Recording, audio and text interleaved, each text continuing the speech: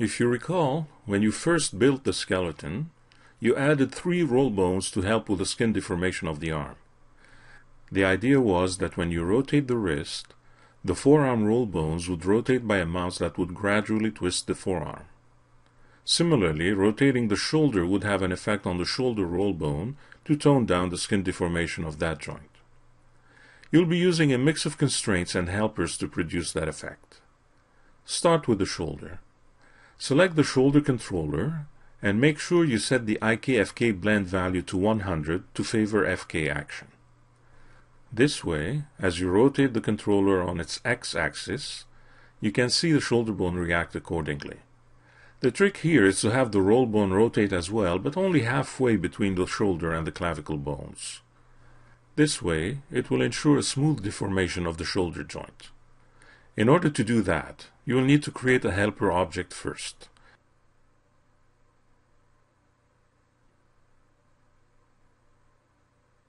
From the Helpers panel, create a point helper in the scene. Name it Zombie Left Shoulder Twist Help.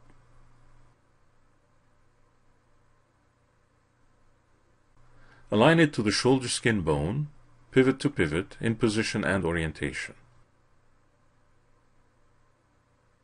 Make it a small size. It really doesn't need to be too big.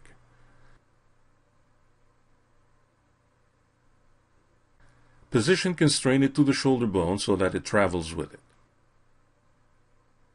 Next, constrain its orientation between 2 targets, the shoulder bone and the clavicle bone. Now when you rotate the shoulder, the helper rotates halfway between the shoulder and clavicle bones.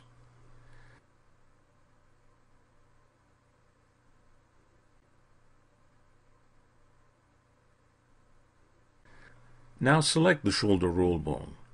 At this time, it is simply linked to follow the shoulder bone and therefore reacts to the shoulder's rotation in 1-to-1 ratio. To make it rotate halfway, you first need to ensure it's always looking at the elbow, but still be somewhat influenced by the helper you created. With the roll bone selected, choose Animation, Constraint, Look at Constraint, and then click the forearm bone. You've now set it up so that the roll bone is always looking at the elbow joint. Keep in mind that sometimes, and depending on how the bone system was created, you may need to flip the look at axis. Make a note to remember that when you later work on the character's right side. Try to rotate the shoulder controller. The roll bone keeps looking at the elbow, but doesn't twist with the shoulder bone anymore. Select the roll bone again and go to the Motion panel. In the Select Up Node section, disable World and select the helper you created earlier as an up node.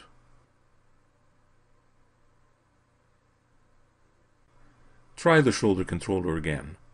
Now the roll bone looks at the elbow, but twists with the shoulder helper, which you already set to twist halfway between shoulder and clavicle.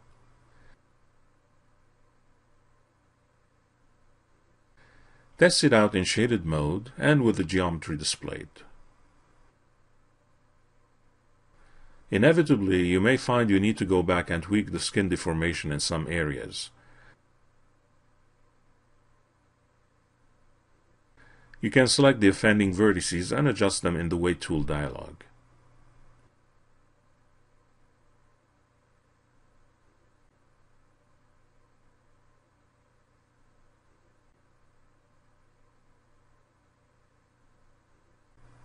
Do not forget to mirror the vertex skin information to the other side before exiting Edit Envelopes mode.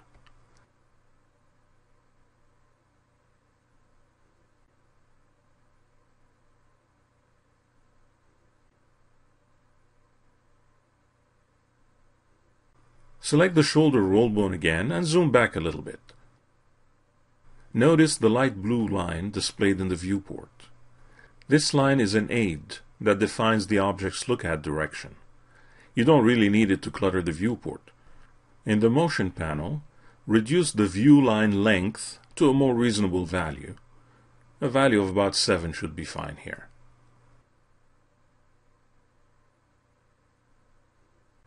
Next, zoom in on the arm and select the roll bone closest to the wrist. The procedure is somewhat similar to what you did before, yet a bit different. In a way, it's even easier as you won't need a helper point, only the forearm and wrist bones.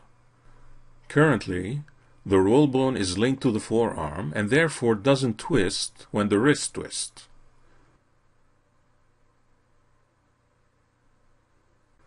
Use look at constraint to constrain the roll bone to the wrist bone.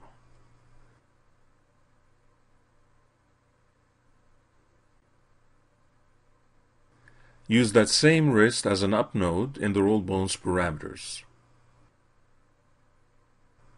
The roll bone is still a child of the forearm, but now reacts to the rotation of the wrist in a 1-to-1 ratio. The middle roll bone is the easiest one to set up. It simply needs to be orientation constrained and equally weighted between the wrist bone and the forearm bone.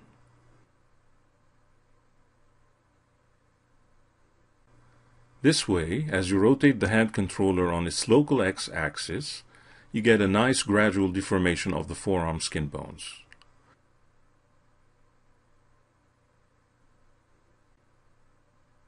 Finally, do not forget to reduce the view line length of the roll bone's look at constraint you set earlier.